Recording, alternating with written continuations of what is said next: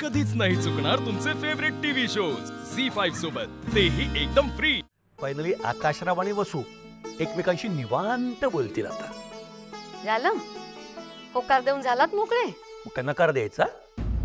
अहो कळत कसं नाही तुम्हाला?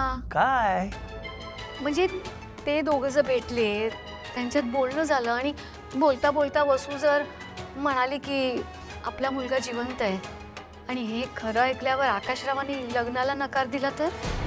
अरे बापरे, म्हणजे मी असं काही विचारच केला नव्हता, हे माझ्या लक्षातच नाही आलं।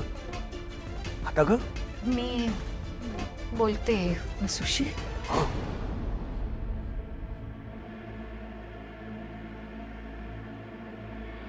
वसू अजून काय बोलले ग आकाश जीजू? अगं झाल्या की नाही तुमच्या गप्पा? वसू चल आटप लवकर, अगं जावई बापूला भेटायला जायचंय तुला। जावई बापू हे कुठल्या क्लायंटचं नाव आहे आता?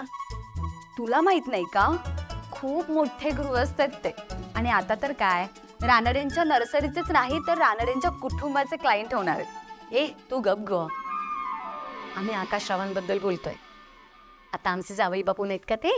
अच्छा, इतक्या लवकर त्यांना जावई बापू म्हणायला पण लागलीस? मग काही नावाने हाक मारणार आहेत का?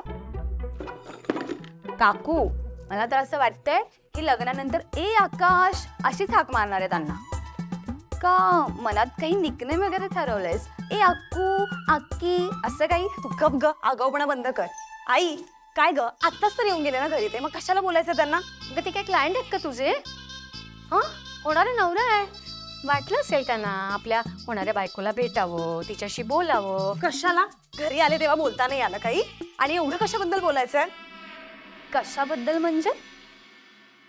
भविष्याबद्दल, लग्न कसं होणार आहे, कुठे होणार आहे, आणि महत्वाचं म्हणजे हनीमूनला कुठे जाणार आहे हे आपल्या बायको बरोबर नाही बोलणार तर काय त्या बेबी बरोबर बोलणार आहे? तू गट चेष्टा करू नको तिची, ती नाराज झाली ना तर जायला नकार देईल। आणि वसूने जर जायला नकार दिलं तर काय होणार आहे बाबा? तर लगेच डोळ्यातून अश्रूच्या धारा वाहणार आहेत, आणि त्याने वसू नाही जुमानली तर इमोशनल डायलॉग आहेच की तू तर आम्हाला आई बाबा मानतच नाही, आणि त्यालाही वसू नाही मानली तर एक मोठा इमोशनल डायलॉग त्यांनी तयार करून ठेवलाय, वसूच्या पायात पडायचं।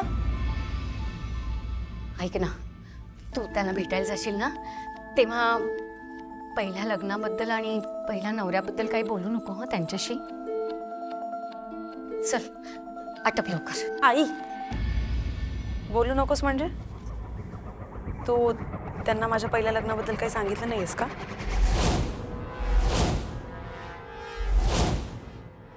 आई काय विचारते मी, तू बनीच्या बाबांबद्दल त्यांना सगळं खरं सांगितलंस ना, की माझं लग्न व्हावं म्हणून लपवून ठेवलं त्यांच्यापासून सगळं?